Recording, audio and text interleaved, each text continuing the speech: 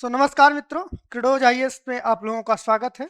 This is very exciting moment for me and for entire team of Credoz IAS, क्योंकि आज हम लोग जो एक लंबे समय से जो हमारा ऑफलाइन प्रोग्राम बहुत सक्सेसफुली रन कर रहा है, क्रिडोज का मेंटोरशिप फाउंडेशन बैच, जिसके अंतर्गत हम लोग बहुत यूनिक वे में 2024 को टारगेट करते हुए जो भी स्टूडेंट 2024 को टारगेट कर रहे थे उनके लिए एक ऑफलाइन मेंटोरशिप प्रोग्राम हम लोगों ने स्टार्ट किया था। तो लगातार बच्चों की डिमांड भी थी और जो स्टूडेंट थे वो कह रहे थे कि सर इन चीज़ों को थोड़ा सा यूट्यूब पे भी कुछ फ्री किया जाए और कुछ लाया जाए, उसके बारे में जानकारी प्रोवाइड की जाए हर एक स्टूडेंट को। जो दूर दराज के बच्चे हैं उनको इस चीज़ के बारे में जानकारी मिले और इसका वो लाभ उठा सके, अधिकतम लाभ उनको मिल सके। तो इसी बात को ध्यान में रखते हुए हम लोगों ने जो 2024 का मेंटोरशिप प्रोग्राम था, उसी मेंटोरशिप प्रोग्राम के एक्सटेंडेड वर्जन को जो कि 2025 के लिए टारगेटेड करके अनाउंस किया जा रहा है, तो उसी के बारे में आज हम चर्चा करेंगे।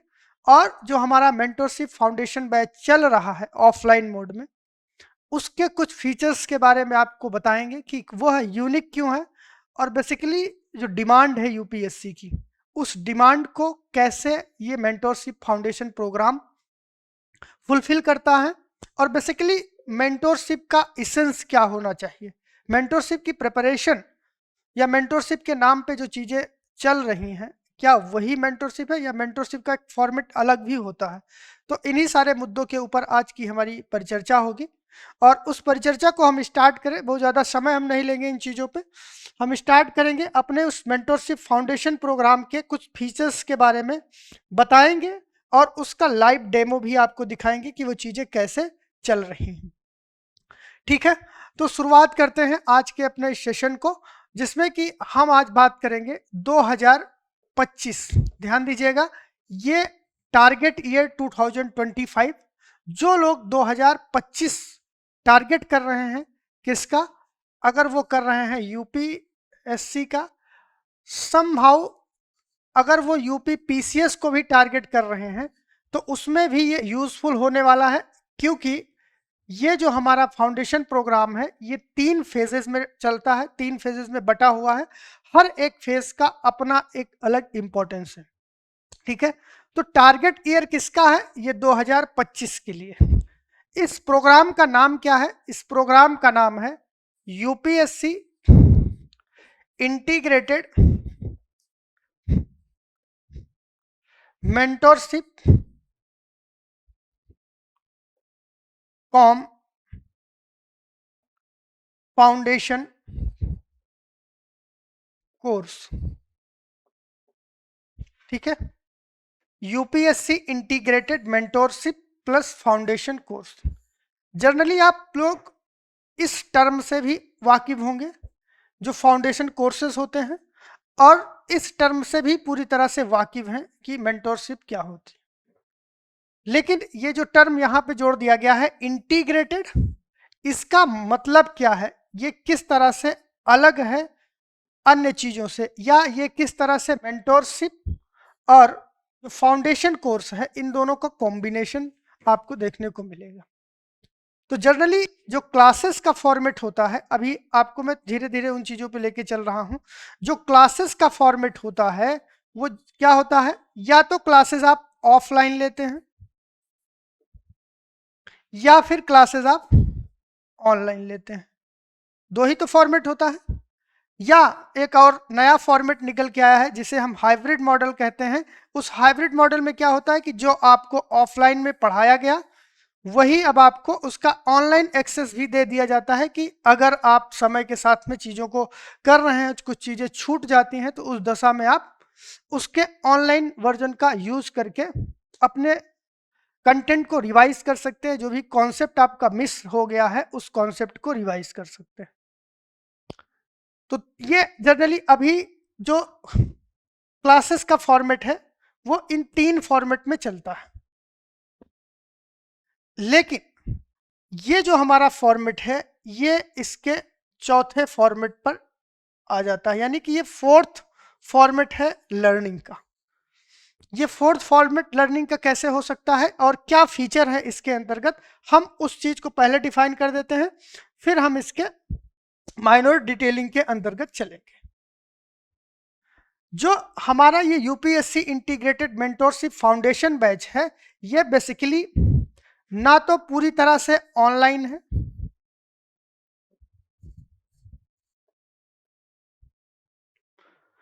ना ही पूरी तरह से ये ऑफलाइन है, और ना ही हम इसको कह सकते हैं कि ये हाइब्रिड है।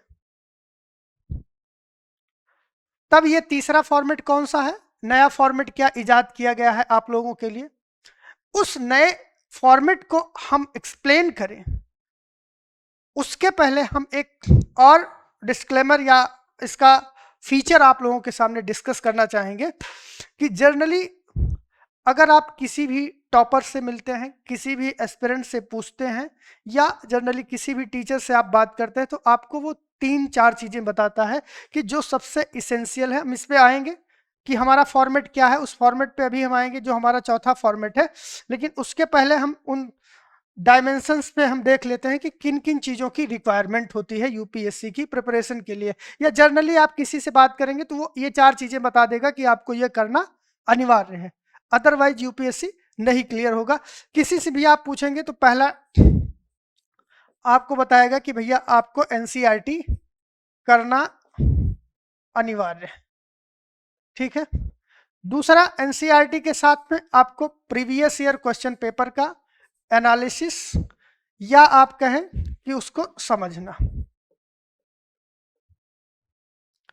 ये आपको मैं पूरा लिख दे रहा हूं नहीं तो बाद में, एनालिसिस, ठीक है। थर्ड वन है कि आपको पाठ्यक्रम पूरा रटा होना चाहिए, ये भी आपको बताते हैं। और चौथी चीज कि आप टेस्ट सीरीज और प्रैक्टिस, इन दोनों चीजों को ढंग से करें।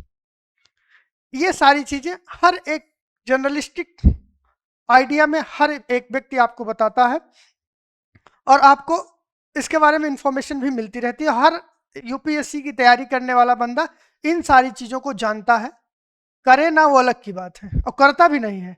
90% लोग इन सारी चीज़ों को स्किप कर देते हैं, ठीक है। तो इसी चीज़ को इम्प्लीमेंट करवाने के लिए हमने क्या शुरुआत की है, जो हमारा ये इंटीग्रेटेड मेंटोरशिप फाउंडेशन कोर्स है IMFC, ठीक है। इसके जो फीचर्स में है, उस फीचर्स को हमने 3 भागों में डिवाइड किया। पहला भाग जिसमें कि हम एनसीईआरटी कवर करेंगे, दूसरा भाग हम जीएस को कवर करेंगे, और तीसरा हम प्रैक्टिस भी करवाएंगे, ठीक है। इन तीनों चीजों को इसके अंतर्गत, अभी घबराइएगा मत और इसको स्किप मत करिएगा, क्योंकि हम जहां पे ले चल रहे हैं उसके लिए थोड़ा सा आपको वेट करना पड़ेगा। अब बात आती है एनसीईआरटी की। तो एनसीईआरटी को कैसे कवर किया जाए, क्योंकि हर एक व्यक्ति आपको बताएगा एनसीईआरटी, और एनसीईआरटी बहुत जरूरी है। कहते हैं कि अगर यूपीएससी क्वालिफाई करना है तो एनसीईआरटी से ही आप उस चीज को क्वालिफाई कर सकते हैं, यानी यूपीएससी की सफलता एनसीईआरटी के रास्ते से होकर गुजरती है। और जब तक आप एनसीईआरटी को थॉरली नहीं पढ़ते हैं, इस तरह से आपको एनसीईआरटी पढ़ना है कि एनसीईआरटी के किसी भी डायमेंशंस पे अगर आप कुछ भी चर्चा करते हैं, कुछ भी समझने की कोशिश करते हैं, तो वो आपका वहां से मिलना चाहिए।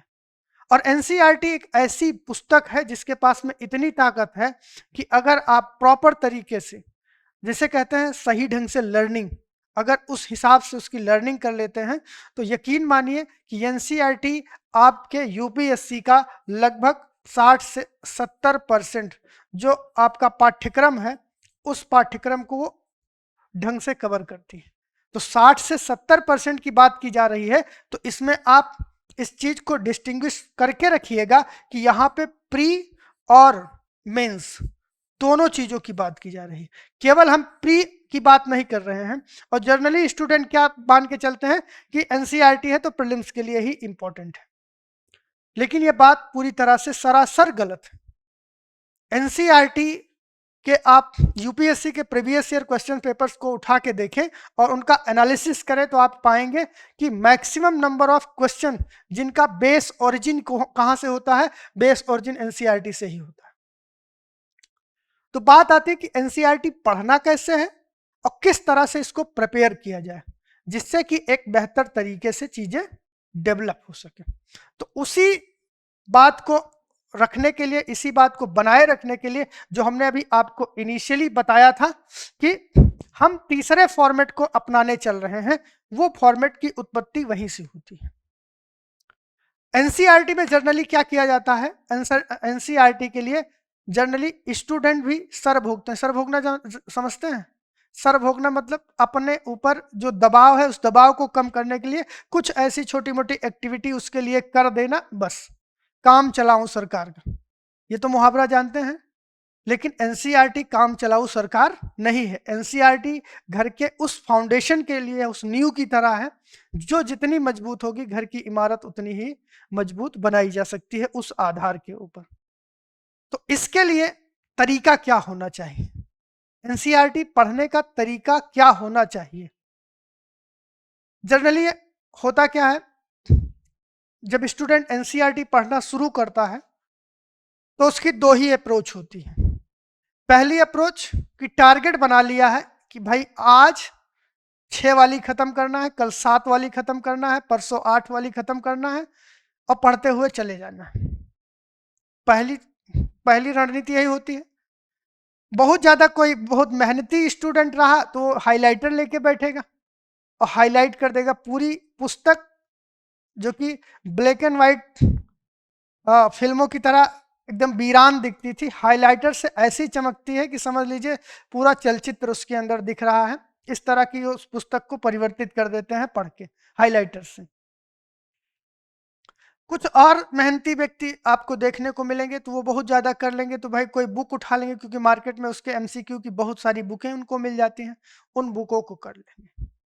लेकिन जो प्रॉपर वे होना चाहिए, प्रॉपर वे ये होता है कि आप किसी भी चीज को पढ़ रहे हैं और पढ़ के जब तक उससे उन चीजों को ना निकाल पाए जिसकी आपको रिक्वायरमेंट है, तब तक उस चीज को पढ़ने का कोई अर्थ नहीं है। आप एक बार पढ़िए, 2 बार पढ़िए, 3 बार पढ़िए। और जनरली जितने भी व्यूअर्स देख रहे हैं, इन लोगों में ऐसे बहुत सारे स्टूडेंट्स होंगे जिन्होंने एनसीईआरटी 1, 2, 3, 4 बार पढ़ा है, लेकिन मैं चैलेंज कर सकता हूं कि आपको जो चैप्टर आपने पढ़ा हो उससे 2-4 क्वेश्चन करके देखा जाए तो देखिए आप अपने आप को आंक लगेंगी कहां कितने पानी में। तो इस पे हम ज्यादा बात ना करेंगे क्योंकि मेन है हमें उस ऑब्जेक्टिव की तरफ पहुंचना। तो एनसीईआरटी या किसी भी चीज को अगर आप पढ़ रहे हैं और किसी कॉम्पिटेटिव एग्जाम के लिए पढ़ रहे हैं, एकेडमिक पढ़ाई, कॉलेज की पढ़ाई, स्कूल की पढ़ाई और कंपटीशन एग्जाम की पढ़ाई, और कंपटीशन में भी 2-3 तरीके के कॉम्पिटिटिव एग्जाम है। जैसे कि आपका वनडे एग्जाम है जहां पे केवल ऑब्जेक्टिव पूछा जाता है, उसकी अप्रोच आपकी अलग होती है। कुछ ऐसे एग्जाम्स होते हैं जहां पे बहुत शॉर्ट चीजें पूछी जाती हैं, शॉर्ट आंसर के फॉर्मेट में पूछी जाती हैं, वो अलग होती हैं।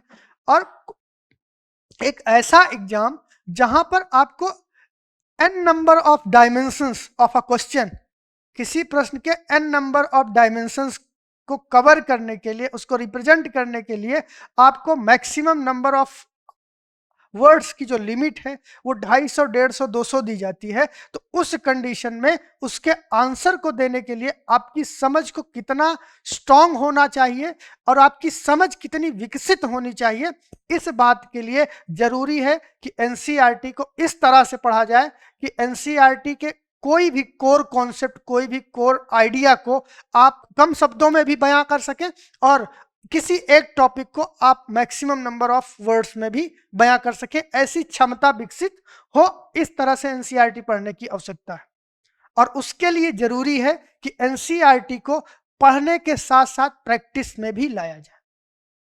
और प्रैक्टिस में आप कैसे ला सकते हैं? प्रैक्टिस में लाने के लिए प्री और मेंस दोनों डायमेंशंस को कवर करना चाहिए और कवर होना भी चाहिए, और एक सिस्टमेटिक अप्रोच के माध्यम से आप उस पर आगे बढ़ें। अगर इस दशा में इस तरीके को फॉलो करते हुए आप एनसीईआरटी की प्रिपरेशन करते हैं, एनसीईआरटी पढ़ते हैं, तो यकीन मानिए कि आप अपने आप को एक अलग पायदान पर देख पाएंगे, क्योंकि एनसीईआरटी में कोई ऐसी चीज है ही नहीं जो यूपीएससी का पाठ्यक्रम है उसमें ना मिलती हो। सारा कुछ आपको बेस वहीं से मिलना है। अब आप हमको बताइए, अगर आप धर्मनिरपेक्षता पढ़ रहे हैं तो यूपीएससी के लिए गीता मानी जाने वाली पुस्तक एम लक्ष्मीकांत, उसमें धर्मनिरपेक्षता के बारे में कितना नॉलेज आपको दे दिया जाएगा? Basic understanding, basic. अब लोग कहेंगे कि नहीं उतना तो हमारे लिए एनफ है। नहीं एनफ है, क्योंकि आपको कॉन्सेप्ट समझना। जब तक आप कॉन्सेप्ट समझेंगे नहीं, आप लिखेंगे कैसे? क्योंकि आपसे डायरेक्ट तो ऐसा पूछेंगे नहीं, धर्मनिरपेक्षता से आप क्या समझते हैं, परिभाषित कीजिए। वहां पे तो उसका एक इनपुट यूज किया जाएगा, और उस इनपुट को यूज आप कैसे करेंगे उसके लिए आपको बहुत व्यापक तरीके से समझना पड़ेगा, पढ़ना पड़ेगा। तो उसी बात को ध्यान में रखते हुए हमने क्या किया है, हमने online plus mentorship with 24/7 library access model को अपनाया है। यह मॉडल क्यों अपनाया गया है? मॉडल इसलिए अपनाया गया है कि हर एक टीचर को, हर एक संस्थान को अब अपनी अकाउंटेबिलिटी माननी पड़ेगी, उसको अकाउंटेबल होना पड़ेगा हर एक छात्र के लिए जो यूपीएससी की प्रिपरेशन कर रहा है या उनके साथ जुड़कर काम कर रहा है या उस टीचर के ऊपर ट्रस्ट बना के काम करता है। तो टीचर का मतलब यहां तक सीमित नहीं हो जाता कि हमने उनको क्लास दे दी, क्लास के बाद में 2-4 बुकें खरीद के दे दी और उसके बाद में हमारा काम समाप्त हो गया। हमारा काम बेसिकली इस बात पर निर्भर करता है कि हम कैसे अपनी बातों को और जो हम उनको कंटेंट दे रहे हैं उसको कैसे मजबूती प्रदान कर सकते हैं। और उसको मजबूती प्रदान करने के लिए हमें ऐसी चीजों को करना पड़ेगा जो कि अभी तक नहीं हुई, चाहे स्टूडेंट के कॉन्टेक्स्ट में देखी जाए, चाहे सब्जेक्ट के कॉन्टेक्स्ट में देखी जाए, या आप यूं कहें कि आपकी जो लर्निंग का ग्राफ रहा है उसके कॉन्टेक्स्ट में देखी जाए। इन सारे कॉन्टेक्स्ट को अगर उठा के देखें तो हम अपनी अकाउंटेबिलिटी इंश्योर कैसे कर सकते हैं? इंश्योर हम इस तरह से कर सकते हैं कि हमारा उद्देश्य केवल आपको क्लासेस प्रोवाइड करने तक ही सीमित नहीं है। हम आपको इस पूरे प्रोग्राम के अंतर्गत, ठीक है, अब हम अपने उस प्रोग्राम के बारे में आपको डिस्कस करते हैं और आपको दिखाते हैं कि वो चीजें चल रही हैं। वो चीजें लगभग हमारा 2 से 3 महीने का समय बीत चुका है इस चीज पे काम करते हुए, और इसका रिजल्ट मैं आपको बताऊं, आप शॉक्ड हो जाएंगे। बच्चों से आप मिलके देखिए, जो बच्चे लिखना नहीं शुरू करते थे, 10 दिन के इस प्रोसेस में आने के बाद में उनके लिखने की जो शैली है वो दूसरे लेवल पे पहुंच गई। प्रोसेस क्या है? कि प्रोसेस यह है कि इस पूरे हमारे मेंटोरशिप फाउंडेशन प्रोग्राम के अंतर्गत पूरे यूपीएससी के पाठ्यक्रम को हम 3 फेजेस में कवर करेंगे। पहली चीज, फेज 1 जो है वो बेस बिल्डिंग फेज है, ठीक है। इस बेस बिल्डिंग फेज के अंतर्गत हम क्या करेंगे? पहला काम हमारा रहेगा, हम कवर करेंगे एनसीईआरटी। इस फेज के अंदर हम कवर करेंगे एनसीईआरटी। एनसीईआरटी कैसे कवर करेंगे? इस एनसीईआरटी को कवर करने के लिए हम लगभग 120 दिन के अंदर, इसके लिए निर्धारित दिनों की संख्या क्या है? 120 दिन। ऐसा भी नहीं है कि आपको खुली छूट दे दी गई है कि आप 2-4 महीने, 6 महीने, 8 महीने में इस चीज को करें, बिल्कुल नहीं। आपको निर्धारित 120 दिनों के अंदर कंप्लीट एनसीईआरटी, और वो भी सब्जेक्ट कौन कौन से हैं उन सब्जेक्ट को भी आप लिख सकते हैं, जिसके अंतर्गत हम कवर करेंगे इतिहास की एनसीईआरटी, भूगोल की एनसीईआरटी, समाज शास्त्र की। जी हाँ, बिल्कुल घबराइएगा नहीं कि समाज शास्त्र की कहां से आ गई, है समाज शास्त्र की। और जो आप मेंस का जीएस पेपर 2, जीएस पेपर 1 है, उसमें इंडियन सोसाइटी का जो सारा कॉन्टेक्स्ट है, जो बेस मटेरियल है, वो आपको यहीं से मिलेगा। भारतीय राज व्यवस्था यानी कि इंडियन पॉलिटी, ये भी हम कवर करेंगे इसके अंतर्गत। विज्ञान की भी एनसीईआरटी हम इसके अंतर्गत कवर करेंगे, ठीक है। हिस्ट्री की हो गई, ज्योग्राफी की हो गई, पॉलिटी की हो गई और अर्थशास्त्र। इसके अलावा मनोविज्ञान,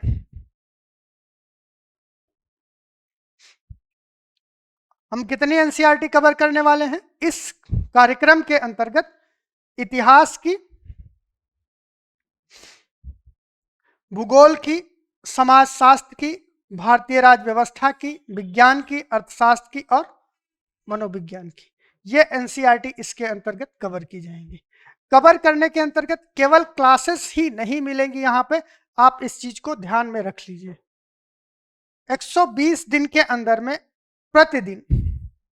प्रतिदिन क्या मिलेगा आपको? प्रतिदिन 2 सब्जेक्ट की विषय क्या होंगे?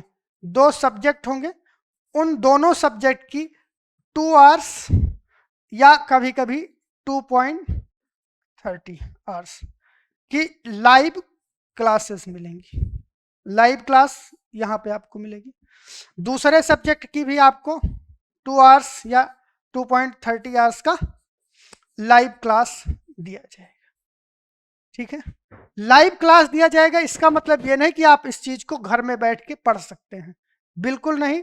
अगर आप ऑनलाइन स्टूडेंट हैं तो उसकी बात अलग है, लेकिन अगर ऑफलाइन स्टूडेंट हैं तो आपको इन क्लासेस को देखने के लिए लाइब्रेरी के अंदर बैठ के करना होगा। लाइब्रेरी के अंदर फैसिलिटी ये है कि आप जब लाइब्रेरी के अंदर आते हैं तब आप पूरे लर्निंग मोड में आते हैं। आपका जो मोड होता है वो पूरी तरह से चेंज होता है, आप एक्टिव मोड में रहते हैं।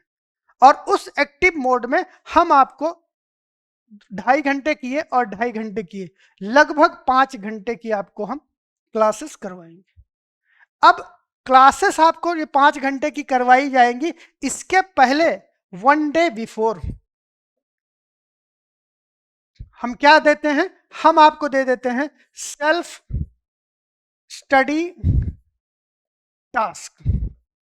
सेल्फ स्टडी टास्क का मतलब ये हुआ कि ये पूरा जो आपको सारी एनसीईआरटी, 7 एनसीईआरटी दिखाई गई हैं, इन सारी एनसीईआरटी का पूरा शेड्यूल बना हुआ है। अभी आपको मैं दिखाऊंगा डे 1 के अकॉर्डिंग। डे 1 है तो उस डे 1 में इस सब्जेक्ट के ये चैप्टर, इस सब्जेक्ट के ये चैप्टर, इन चैप्टर को आपको पढ़ना। तो जो चैप्टर्स दिए गए हैं उन चैप्टर्स का अलग अलग चैप्टर वाइज पीडीएफ इकट्ठा करके उसको कंपाइल करके day wise self study task आपको 1 दिन पहले प्रोवाइड कर दिया जाता है। कहां पर?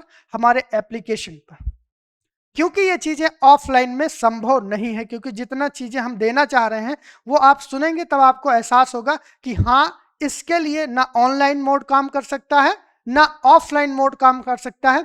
यहां पर ऑनलाइन ऑफलाइन दोनों का मिश्रण प्लस उनके ऊपर प्रॉपर गाइडेंस और डिसिप्लिन मेंटेन करने के लिए उनको उतने घंटे बिठा के काम करवाया जाए, ये मॉडल काम कर सकता है और इसी मॉडल पर हम काम कर रहे हैं। तो इसमें आपने देखा कि सेल्फ स्टडी टास्क उनको दे दिया गया।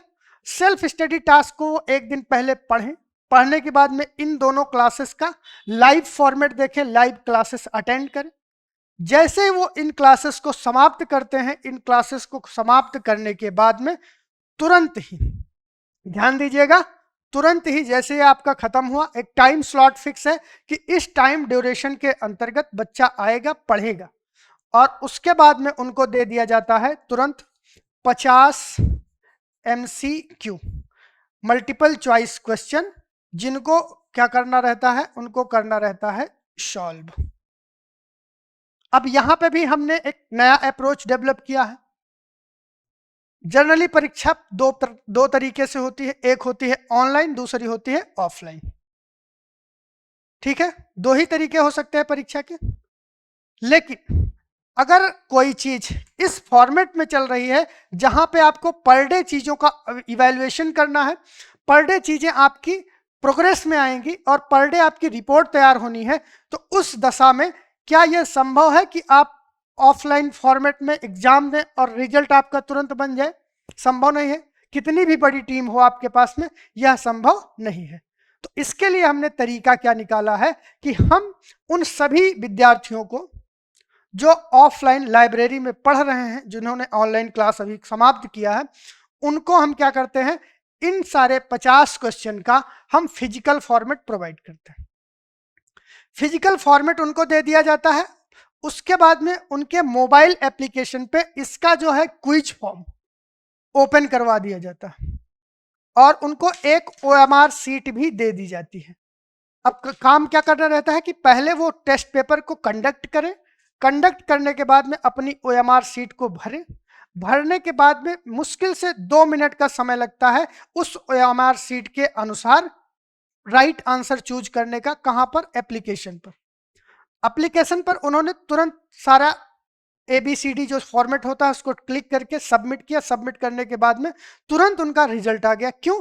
क्योंकि उन्होंने OMR सीट के ऊपर सारी चीजों को भर रखा है। तुरंत उनका रिजल्ट बना। रिजल्ट बनने के बाद में जितने भी बच्चे हैं उनकी रैंकिंग वहां पे डिसाइड हो जाती है। अब यहीं पर बात खत्म नहीं होती।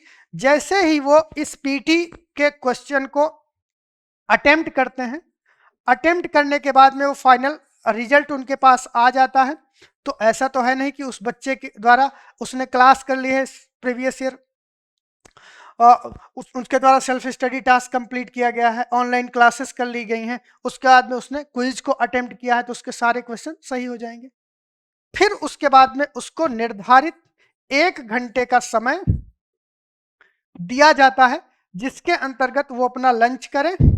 लंच करने के साथ में जो ये 50 क्वेश्चन दिए गए थे, इसमें जितने भी क्वेश्चन गलत हुए हैं, या ध्यान रखिएगा, इसमें जितने भी प्रश्न गलत हुए हैं उन प्रश्नों का उनको बनाना रहता है एक नोट। उस नोट के अंदर, यानी कि जो नोट्स वो बनाएंगे, उसमें उनको करना क्या होता है, उसमें उनको केवल और केवल ये लिखना होता है अपनी मेंटेलिटी के बारे में। मेंटेलिटी के बारे में क्या लिखना होता है कि मान के चलिए आपके सामने ये प्रश्नों का एक फॉर्मेट आपको दिया गया और इस फॉर्मेट में आपने किसी भी स्टेटमेंट को पढ़ा तो उसमें आपके पास 2 कंडीशन होगी, या तो वो स्टेटमेंट आपको आ रहा होगा या नहीं आ रहा होगा। अगर आ रहा है तो आपने क्या सोच के उसको सही किया, क्या सोच के गलत किया, यानी कि what was the driving force behind to justify the statement is wrong and right. उस ड्राइविंग फोर्स को आइडेंटिफाई करना। अगर आपका वो ड्राइविंग फोर्स गलत है तो आपका प्रश्न गलत हुआ। तो यानी कि जो ड्राइवर है वो हर एक कॉन्टेक्स्ट में गलत होगा कि नहीं होगा? तो जब आपका वो ड्राइवर हर एक जगह कॉन्टेक्स्ट में गलत हो रहा है तो उसको आइडेंटिफाई कर लेना और आइडेंटिफाई करके हमें उसको रिवीजन के दौरान समाप्त करना। तो ये स्ट्रेटजी होती है इन 50 प्रश्नों के लिए। पर डे इनके लिए 1 घंटा निर्धारित होता है। तो अब आप देखिए कि 1 दिन के अंदर उस बच्चे का एंगेजमेंट अभी तक कितना हो गया। लगभग 5 घंटे की क्लास हो गई। तो 5 घंटे की क्लास को करने के लिए ऑनलाइन फॉर्मेट में लगभग 6 घंटे का समय तो लग ही जाता है। हम इसको 6.5 घंटे टेंटेटिवली लेके चलते हैं। 6.5 घंटे उसका यहाँ पे समाप्त हुआ। लगभग 2 से 2.5 घंटा उसका सेल्फ स्टडी टास्क जो कि वो घर से करके आता है। तो 1 दिन का एंगेजमेंट हम इसको नेक्स्ट डे में काउंट करेंगे तो लगभग 6 घंटे का उसका क्लास का फॉर्मेट हो गया। 6 घंटे के बाद में 50 क्वेश्चन को सॉल्व करने के लिए यूपीएससी के स्टैंडर्ड पे हम देखें तो लगभग 1 घंटे का समय लगता है इस पे MCQ करने के लिए। तो 7 घंटे और 1 घंटे का समय लग जाता है किसके लिए? 1 घंटे का समय लग जाता है उसको रिवाइज करने के लिए, नोट्स बनाने के लिए, आइडेंटिफिकेशन करने के लिए कि हमारा कोर एरिया क्या है और कैसे काम करता है। तो इस तरह से इस प्रिपरेशन का पहला स्टेप जिसे हम कहते हैं कि सेल्फ स्टडी, वो कंप्लीट हो गया। दूसरा स्टेप कि हमने क्लासेस कर ली, क्लासेस ही कंप्लीट हो गई। तीसरा स्टेप कि हमने उस पर आधारित MCQ को कर लिया। 3 स्टेप कंप्लीट हो गया। क्या ये 3 स्टेप एनफ है यूपीएससी की प्रिपरेशन के लिए? नहीं एनफ है, क्योंकि सबसे मेजर पोर्शन जो है आपका वो बचा हुआ है और वो है आपका मेंस का। अब एनसीईआरटी पर आधारित मेंस का क्या कार्यक्रम हो सकता है? तो आपको मैं बताऊं, ये सबसे यूनिक प्लेटफॉर्म है जो कि इस तरह की चीजों को करवा रहा है और ये सक्सेसफुली चीजें चल रही हैं। वजीराबाद के अंदर में क्रेडोज मेंटोरशिप लाइब्रेरी है, लगभग 150 की कैपेसिटी के सेटिंग कैपेसिटी है उसमें, और उसमें आप आके देखिए, बच्चों से मिलके देखिए कि वो लोग इस चीज को कर सकते हैं आसानी से। तो यहाँ पे आप देख रहे हैं कि ये मेंस का जो फॉर्मेट है, इस मेंस वाले फॉर्मेट पे हम लोग क्या करते हैं, जो आपको सेल्फ स्टडी टास्क दिया गया, जो क्लासेस दी गई, जो पीटी एमसीक्यू करवाए गए, उन्हीं बेस पर, उन्हीं टॉपिक पर बेस्ड आपको पर डे लगभग 7 प्रश्न, लगभग 7 प्रश्न का मतलब ये 7 से अधिक ही हो जाता है। कहीं कहीं आपको प्रश्नों में शॉर्ट आंसर के भी, शॉर्ट क्वेश्चन भी दे दिए जाते हैं जिनका आंसर आपको करना होता है, और फिर इन 7 प्रश्नों का आपको आंसर लिखना हो। 7 प्रश्नों का आंसर आप कैसे लिखेंगे? इन 7 प्रश्नों को तुरंत क्या किया जाता है 4th स्टेज में, कि आपको क्वेश्चन पेपर प्लस कॉपी, ये दोनों चीजें दे दी जाती हैं।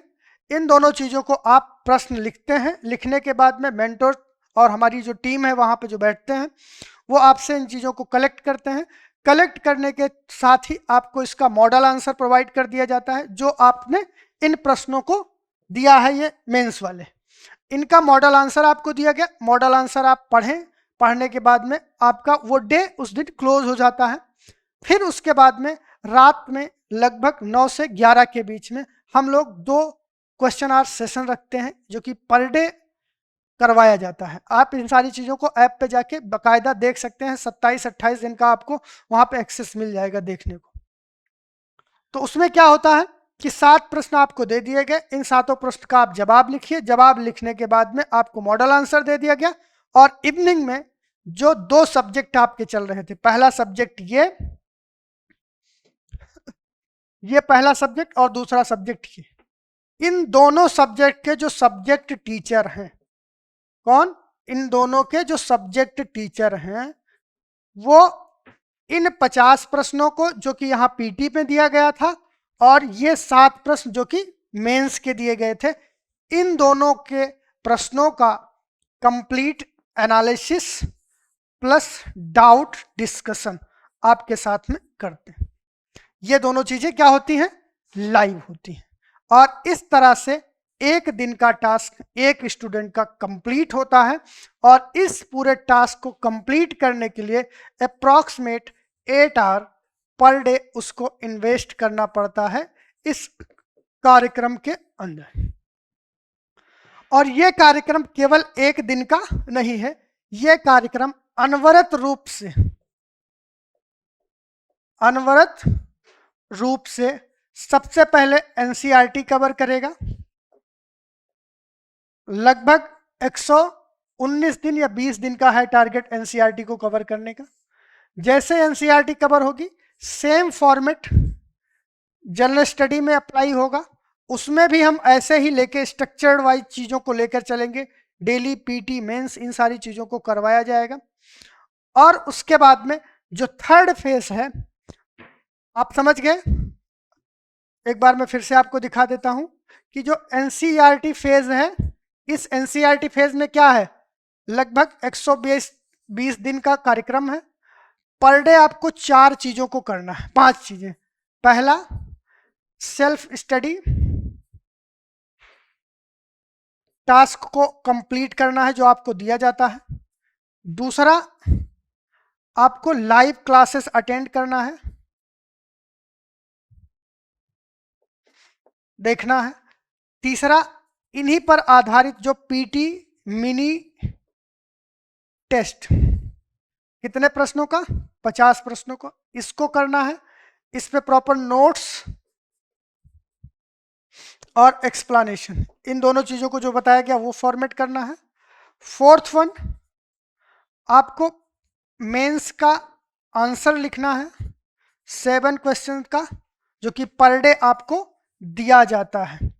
ठीक है, इनका मॉडल आंसर भी आपको दिया जाएगा, वो सारी चीजें करनी है। और 5th स्टेज में आपको डाउट अगर आपका है तब, नहीं है तो कोई बात नहीं, आप इसके लिए आपके ऊपर कोई स्पेशल लाइबिलिटी नहीं है कि आप इन सारी चीजों को करें। ये सारी चीजें करवाई जाती है।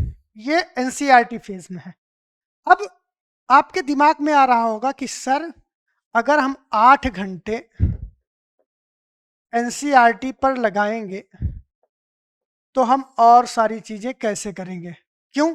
क्योंकि पहले दिन जब आप आते हैं मुखर्जी नगर या तैयारी करना प्रारंभ करते हैं, इंटरव्यू देखते हैं, तो 4-5 चीजें आपके दिमाग में पिरो दी जाती हैं। कौन कौन सी?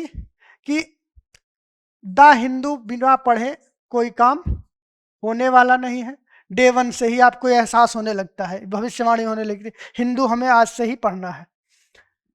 करंट अफेयर को इंटरलिंक करना है, ये भी आपको सपने आने लगते हैं कि हम तो आज पढ़ रहे हैं, करंट अफेयर इंटरलिंक ही नहीं कर पा रहे हैं, तो हमारा सिलेक्शन कैसे होगा? आपको डे 1 से ही ऑप्शनल भी पढ़ना रहता है। ये सारे मिसकंसेप्शन हैं, इनको पूरी तरह से दिमाग से निकाल दीजिए अगर आपको लगता है तो। इनिशियल 4 महीना, 4 से 5 महीना आपका केवल और केवल पूरी तरह से 100% डेडिकेशन के साथ में, विदाउट थिंकिंग एनीथिंग एल्स, कहां पे होना चाहिए फोकस? केवल और केवल और केवल एनसीईआरटी, नथिंग एल्स। अगर किसी बच्चे ने इस चीज को फॉलो कर लिया और जो फॉर्मेट यहां पे आपको बताया गया, अंदाजा लगाइए कि आप कितना पढ़ चुके होंगे केवल 4 महीने के अंदर में। हमें लगभग 6000 तो एमसीक्यू सॉल्व कर चुके होंगे, लगभग 1000 से प्लस मेंस के क्वेश्चन लिख चुके होंगे, लगभग 600 प्लस आर की आपने क्लासेस कर लिया होगा, और 6 to 12 7 सब्जेक्ट का एनसीईआरटी कंप्लीटली आपने कर लिया होगा। इसके बाद में आप बताइए कि इन चीजों को करने के लिए आपको कितने एफर्ट की जरूरत होगी? बिल्कुल किसी भी प्रकार का कोई भी एक्स्ट्रा बर्डन आपके ऊपर नहीं आने वाला है। लेकिन अगर इन सारी चीजों को एक साथ लेके चलेंगे तो उस कंडीशन में आप बेहतर रिजल्ट नहीं दे सकते। तो इसके लिए आपको इस प्रोसेस को 4 महीने आंख बंद करके विश्वास करके फॉलो करना है, अगर आप 25 टारगेट कर रहे हैं। नहीं तो ये पंचवर्षीय योजना 27, 28, 29 तक पहुंचेगी। अगर 4 महीने आपने यहां पे इन्वेस्ट कर दिया तो आपका आने वाला 2-3 साल बच जाएगा। और अगर आपको लगा कि नहीं, हमें एनसीईआरटी के अलावा द हिंदू भी करना है, करंट अफेयर भी करना है, डेली ये करना है वो करना है, तो आप सब कुछ करते रह जाएंगे और वो सब कुछ करते करते लंबा समय बीत जाएगा। तो इनिशियली आपको इस पर फोकस करना है, 4 महीने एनसीईआरटी पे। जिस दिन एनसीईआरटी समाप्त हो जाएगा उस दिन हम तुरंत इसी फाउंडेशन का अगला जो वर्जन है यानी कि फेज 2, उस फेज 2 में एंटर करेंगे और वहां से हम कवर करना करेंगे जीएस का। जीएस के अंतर्गत प्री कॉम मेंस दोनों चीजों को कवर करवाया जाएगा। और आप यकीन मानिए इतना कुछ पढ़ने के बाद में जब जीएस पे आप आएंगे तो आपका अलग लेवल रहे। और आपको मैं ऐसे नहीं कह रहा हूं कि हवा में बातें हो रही हैं, हम इसके लिए हर एक स्टूडेंट को 10 दिन का, 1, 2, 3 दिन का नहीं, पूरा 10 दिन का फ्री एक्सेस प्रोवाइड करते हैं। आप आइए, लाइब्रेरी ज्वाइन करिए, पैसा आपको कुछ भी नहीं देना है, और आप 10 दिन इस पूरे प्रोसेस को करके देखिए, तब आपको अंदाजा लगेगा कि कितना सॉलिड प्रोग्राम है और कितना हमारे लिए यूजफुल है। क्लियर है ये सारी चीजें? फिर जीएस के अंतर्गत आएंगे, अप्रॉक्सीमेट 245 डेज हम चलाएंगे जीएस को। और लास्ट मोमेंट में जो प्रैक्टिस सेशन होता है, उस प्रैक्टिस में भी हम बहुत यूनिक फॉर्मेट आपको लेके आएंगे। 100 डेज 100 मॉक, 100 डेज 100 मॉक का मतलब क्या हुआ कि 2025 का प्रीलिम होने के पहले 100 दिन पहले हम पर डे एक मॉक टेस्ट आपका करवाएंगे, सेम टाइम पे सेम प्लेस पे। सेम टाइम पे सेम प्लेस का मतलब ये नहीं कि जहां आपका टेस्ट होगा यूपीएससी में, वहां पे जो हमारा स्पेस है उस स्पेस पे 9 से 11 के बीच में आपके बायोलॉजिकल क्लॉक को सेट करने के लिए, कि आप इतने हैबिचुअल हो जाए कि टेस्ट पेपर आने के बाद में आपकी पेन और आपका दिमाग ऑटोमेटिक एक्टिव हो जाए। तो उस फॉर्मेट को एक्टिवेट करने के लिए 100 डे बिफोर प्रीलिम्स हम 100 डे 100 मॉक का फॉर्मेट लेके आएंगे रिगरस प्रैक्टिस के थ्रू। और जब आप मेंस में जाएंगे तो मेंस के 40 दिन पहले 40 मॉक करवा देंगे। टेस्ट सीरीज और ये जो डेली चल रहा है ये सारी चीजें हमेशा चलती रहेंगी, इसके लिए आपको बिल्कुल सोचने की जरूरत नहीं है। ये तो हो गई ज्ञान की बात, आपको सारी चीजें हमने बता दिया। अब मैं आपको इन सारी चीजों को दिखाता हूं जिससे कि आपको इस बात का विश्वास हो जाए कि चीजें हाँ उस हिसाब से चल रही। आपको करना भी कुछ नहीं है, एक काम करना है, गूगल प्ले स्टोर पे जाना है। गूगल प्ले स्टोर पे जाके आप क्रेडोस द लर्निंग ऐप को डाउनलोड करें। क्रेडोस द लर्निंग ऐप को डाउनलोड करने के बाद में अपने आप को रजिस्टर कर लें, और रजिस्टर करने के बाद में आपको कुछ करना नहीं है। मैं आपको थोड़ा सा यहाँ पे दिखा देता हूँ अपने मोबाइल एप्लीकेशन पे, अगर आपको शो होगा तो इस तरह से आपका मोबाइल एप्लीकेशन ओपन होगा। यहाँ पे पहला है पेड ग्रुप। जैसे ही पेड फॉर्मेट को ओपन करेंगे, ये यहाँ पे बहुत सारे ऑप्शन आपको दिख रहे होंगे, आई थिंक सारी चीजें ओपन है। यहाँ पे आपको यूपीएससी दिखेगा, यूपीएससी क्लिक करेंगे, पहला ही आपको कोर्स दिख रहा है, आरंभ बैच 1 मेंटोरशिप, ठीक है, ये दिख रहा है। यहाँ पे आप व्यू डेमो में आएंगे, व्यू डेमो दिखा, व्यू डेमो के बाद में यहाँ पे आपको रिकॉर्डेड का वर्जन दिखेगा, रिकॉर्डेड क्लिक करेंगे और उसके बाद में फ्री डेमो में आ जाए। और फ्री डेमो में आप ये बात देख सकते हैं, डे वाइज हमारा जो प्रोग्राम चल रहा है उस डे वाइज प्रोग्राम के अंतर्गत मैं पूरी चीज आपको यहाँ पे विजुअलाइज, वहां पे बहुत स्पष्ट तो नहीं दिखेगा लेकिन हाँ आपको अंदाजा लग जाएगा कि क्या चीज है। डे 1 जैसे आप क्लिक करेंगे, जो जो चीजें हमने आपको बताया आपको दिख रही होंगी। पहला सेल्फ स्टडी टास्क, उसके बाद में क्लासेस, क्लासेस के बाद में ये जो दोनों दिख रहे हैं ये पीटी के टेस्ट हो गए, फिर उसके नीचे ये मेंस के टेस्ट हो गए, और उसके नीचे ये इन दोनों टेस्ट का डिस्कशन हो गया। ये एक दिन का टास्क है, इसको आपको कंप्लीट करना पड़ेगा यदि आप इस चीज का पार्ट बनना चाहते हैं तो। सेकंड, आपको यहां से मैं बैक करके जाता हूं, डे 2 डे 3 आप इसको स्क्रॉल करके डाउनलोड करके चेक कर सकते हैं, देख सकते हैं, आप इस पे अटेम्प्ट कर सकते हैं। और ऑनलाइन में तो ये 10 दिन पूरी तरह से फ्री है।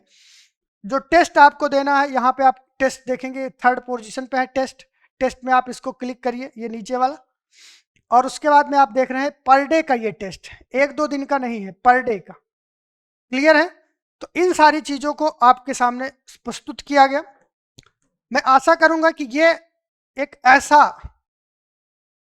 कोर्स आपके लिए साबित होगा जिसकी आपको वर्षों से प्रतीक्षा थी, और एक ऐसे गाइडेंस की जरूरत थी जिसके माध्यम से आप अपने उस लक्ष्य को प्राप्त कर सके जिसके लिए आप लंबे समय से संघर्ष कर रहे हैं।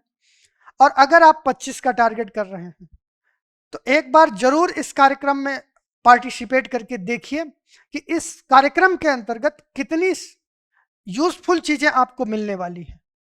अगर आप इसके अंतर्गत पार्टिसिपेट करके देखते हैं तो आपको लग जाएगा कि हाँ भाई, इस चीज का कोई तोड़ नहीं है।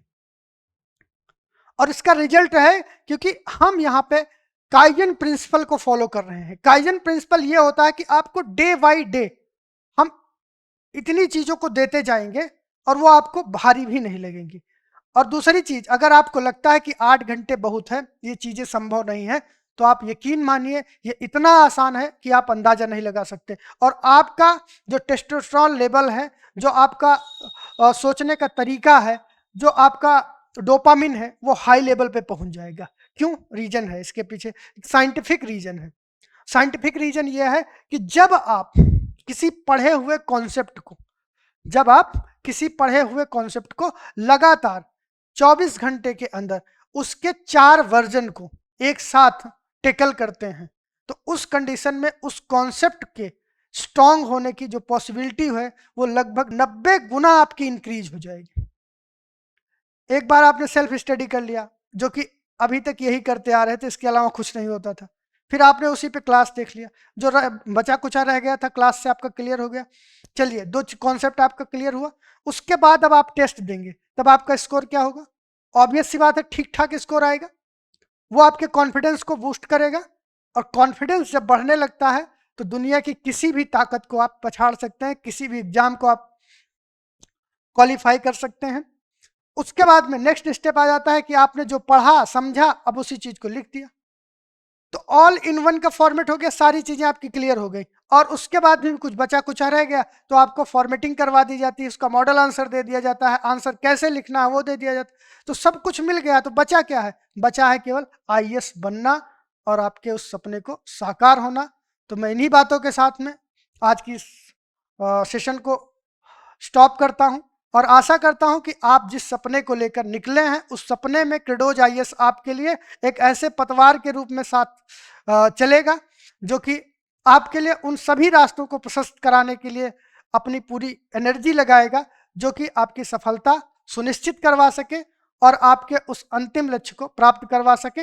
आशा करता हूं कि आप लोग इस सेशन को सभी दोस्तों के साथ में जो जेन्युइनली पढ़ना चाहते हैं उनके साथ शेयर भी करेंगे, लाइक भी करेंगे, सब्सक्राइब भी करेंगे और ऐप को ज़्यादा से ज़्यादा डाउनलोड करेंगे। मैं एक ही निवेदन करता हूं, आप समय तो लगाएंगे ही लगाएंगे। अगर यूपीएससी का सपना आपने देख लिया है तो इसका मतलब आपका धैर्य जो है वो 7वें आसमान पर है। आपके अंदर हिम्मत है असफलता देखने की। आपको पता है ना एक्चुअल कंडीशन क्या है। तो जब इतनी क्षमता इतनी चीज़ों को लगाने के लिए आप तैयार हैं तो मैं आपसे एक ही निवेदन करूंगा कि 15 दिन का समय एक बार हमको दीजिए। अगर आपको परिवर्तन आ गया नज़र तब आप आगे कंटिन्यू करिएगा, अदरवाइज कोई बात नहीं। ठीक है, तो आज के लिए इतना ही।